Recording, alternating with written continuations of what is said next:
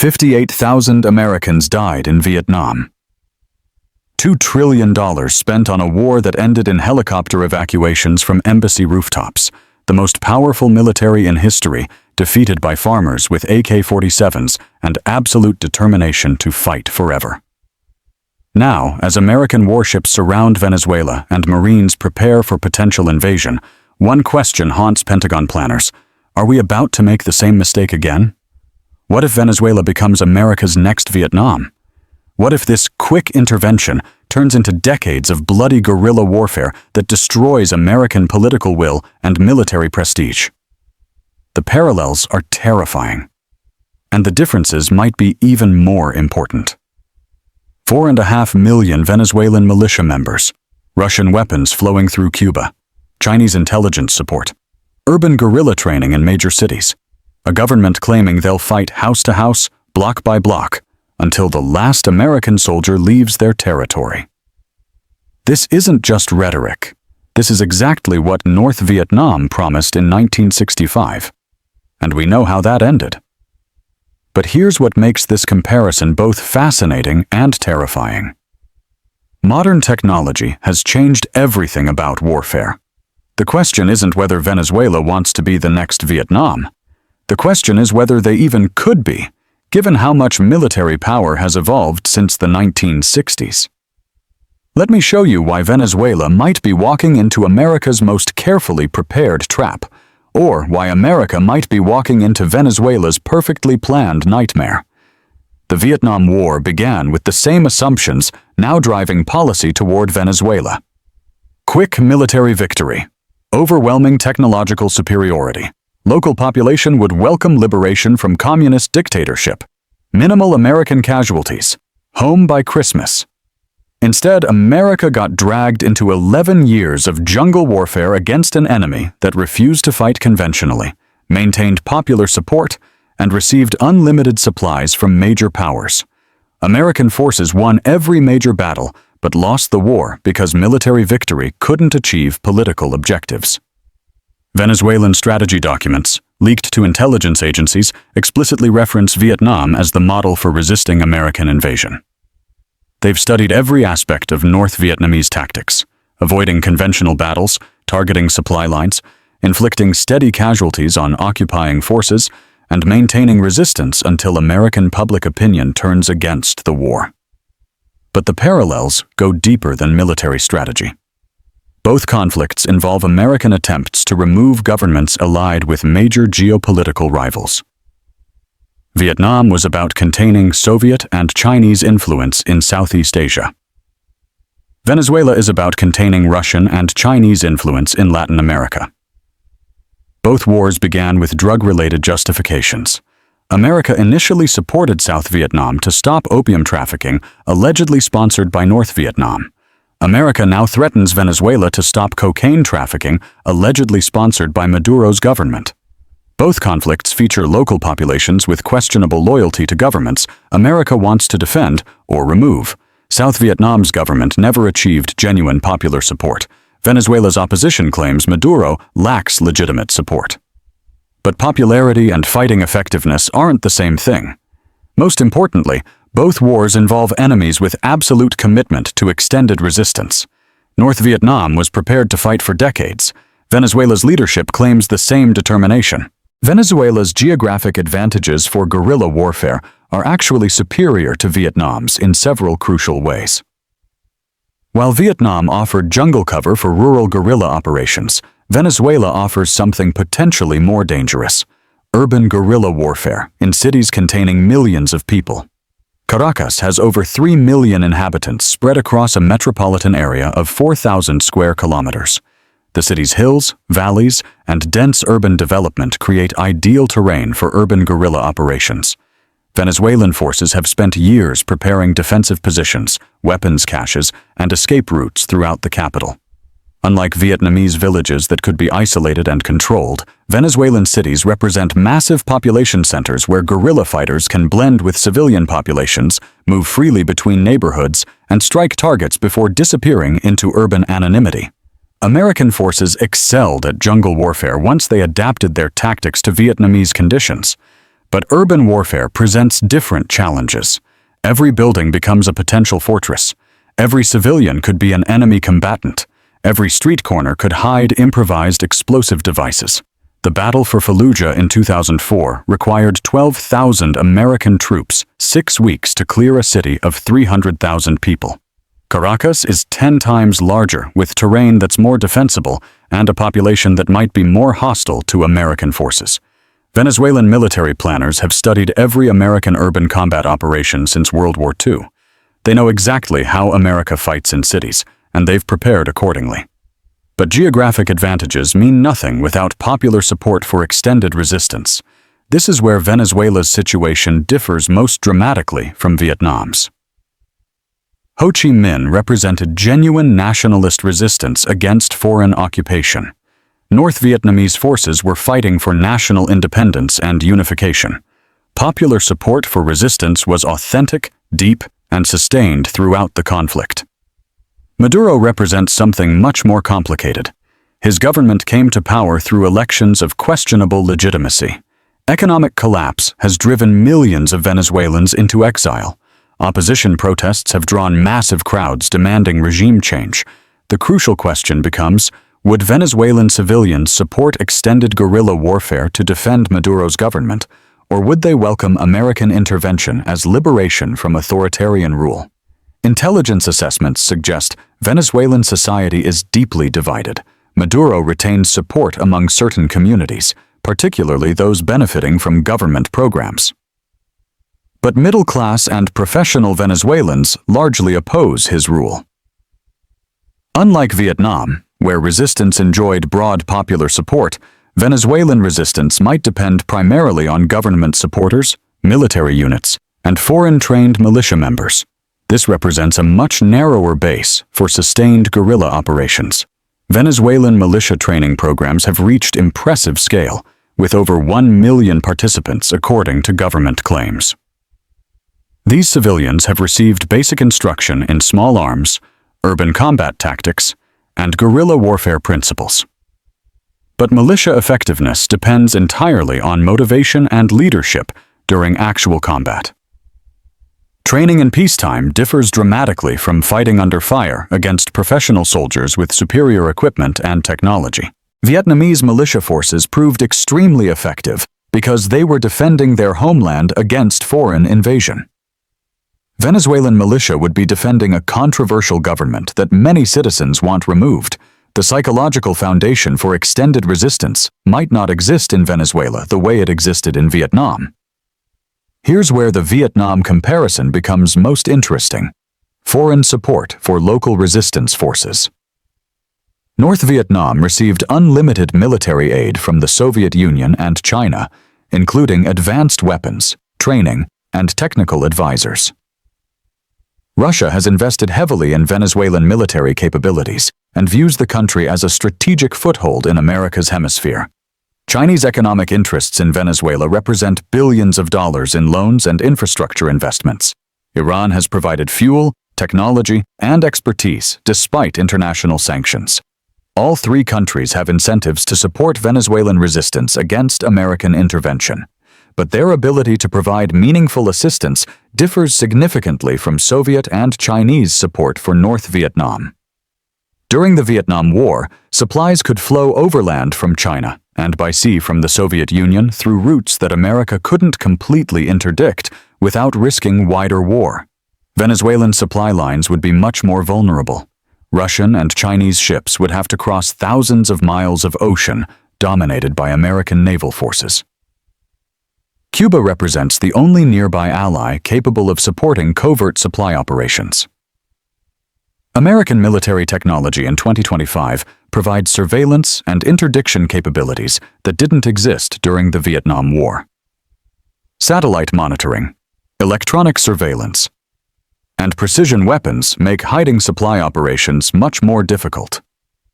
Foreign support for Venezuelan resistance would likely be limited to covert operations that couldn't be definitively traced to Moscow, Beijing, or Tehran. This represents significantly less support than North Vietnam received. The most important difference between Vietnam and Venezuela lies in American military doctrine and political objectives.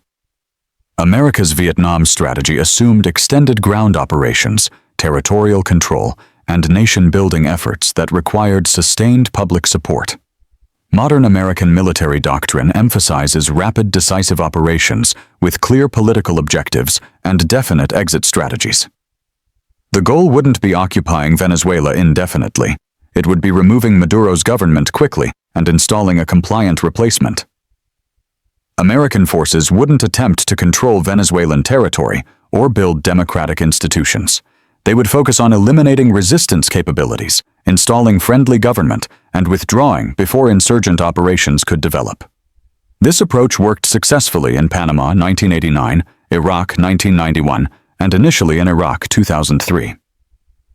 Problems arose when America attempted extended occupation and nation-building rather than rapid regime change followed by withdrawal. Venezuelan resistance strategy assumes American forces would remain in country long enough to become targets for sustained guerrilla operations, but American strategy might not provide that opportunity. If American forces eliminated Venezuelan government and military capabilities within weeks, then withdrew while leaving friendly Venezuelan forces in control, the resistance would face different challenges than Vietnamese guerrillas fighting American occupying forces. The technological gap between American and Venezuelan military capabilities dwarfs the gap that existed between American and North Vietnamese forces in the 1960s. North Vietnamese forces could hide from American surveillance, communicate without detection, and move supplies through routes that American technology couldn't monitor effectively. Modern surveillance makes hiding almost impossible. American satellite coverage, drone surveillance, electronic warfare capabilities, and signals intelligence can track individual vehicles, intercept communications, and identify resistance networks in real time. Vietnamese-style secrecy and surprise would be much more difficult to achieve. Precision weapons allow American forces to eliminate specific targets without extensive collateral damage. Vietnamese tactics relied partly on American reluctance to destroy civilian areas where guerrillas might be hiding. Modern weapons can eliminate guerrilla fighters while sparing nearby civilians. Most importantly, drone technology allows America to maintain constant surveillance and strike capability without risking American personnel. Vietnamese success depended partly on inflicting American casualties that turned public opinion against the war. Drone operations minimize American casualties while maintaining military pressure. But technology cuts both ways. Modern communications allow resistance forces to coordinate operations more effectively. Social media provides propaganda platforms that didn't exist during Vietnam. Global internet connectivity means resistance operations can receive worldwide attention immediately. Venezuelan resistance forces have advantages North Vietnamese never possessed: instant global communications, modern weapons technology, and detailed knowledge of American military capabilities and tactics gained from studying decades of American military operations. The ultimate question becomes whether these technological advantages favor conventional military superiority or asymmetric resistance operations. The answer might determine whether Venezuela becomes another Vietnam. Historical precedent provides mixed lessons for Venezuelan resistance prospects. America's experience with insurgent warfare since Vietnam shows both successes and failures in dealing with guerrilla resistance. American forces successfully suppressed insurgent operations in El Salvador during the 1980s through combination of military aid, advisor support, and limited direct involvement. But this required years of commitment and significant casualties among local allied forces. The Iraq insurgency after 2003 demonstrated that determined resistance forces can inflict significant casualties on American troops, even when facing overwhelming overwhelming technological superiority. But the insurgency ultimately failed to prevent American achievement of basic military objectives. Afghanistan represents the most relevant precedent.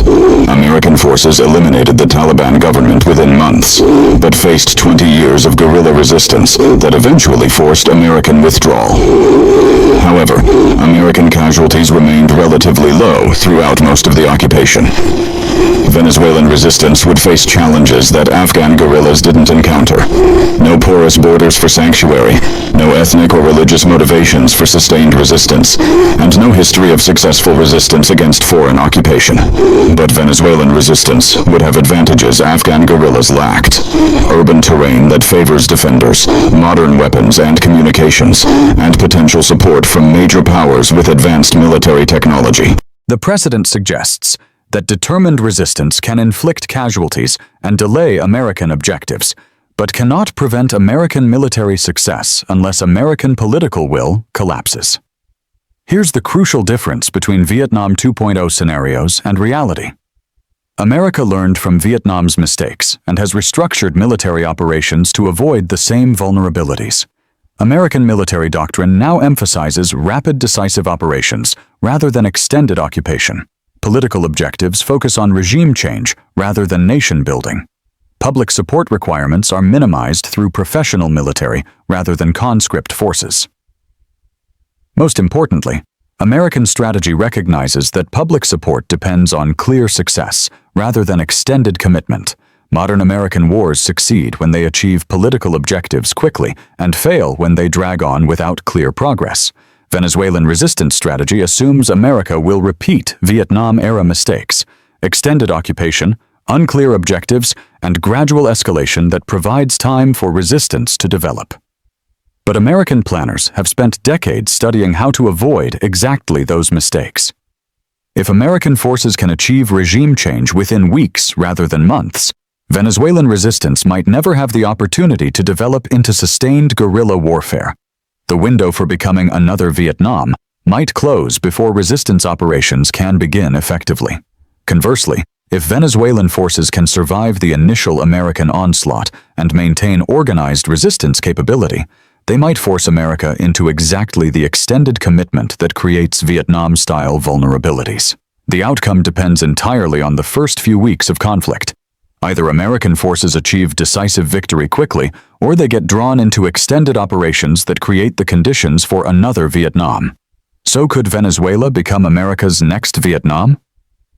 The answer is both yes and no. Yes, if American forces get bogged down in extended urban warfare against determined resistance with foreign support and popular backing. Yes, if American political objectives require long-term occupation and nation building. Yes, if Venezuelan resistance can inflict steady American casualties over months and years. No, if American forces achieve rapid regime change followed by immediate withdrawal. No, if Venezuelan resistance lacks genuine popular support. No, if modern American military capabilities can eliminate resistance faster than it can develop. The most likely scenario falls between these extremes. American forces would probably achieve rapid military victory but face sporadic resistance operations for months or years afterward. Casualties would remain low but constant. Political objectives would be achieved, but at higher cost than anticipated. This wouldn't be Vietnam. It would be Iraq after 2003. Successful regime change followed by persistent but manageable insurgency that eventually burns itself out without achieving political objectives, but probably isn't certainly. Wars have a way of exceeding everyone's expectations and assumptions. Both American planners and Venezuelan resistance leaders are preparing for conflicts that might develop in ways neither side anticipates. The stakes couldn't be higher. For Venezuela, it's national survival. For America, it's global credibility. For both sides, it's the risk of getting trapped in exactly the kind of conflict they're trying to avoid. What do you think? Could Venezuela really become America's next Vietnam, or have American military capabilities evolved too much for historical parallels to matter? Would Venezuelan resistance have genuine popular support, or would most Venezuelans welcome American intervention? Share your analysis in the comments. And if this comparison opened your eyes to possibilities you hadn't considered, hit that subscribe button and turn on notifications. Because when history starts repeating, you'll want real analysis of what's actually happening. The ghost of Vietnam haunts every American military intervention. The question is whether that ghost represents outdated fears or timeless warnings about the limits of military power.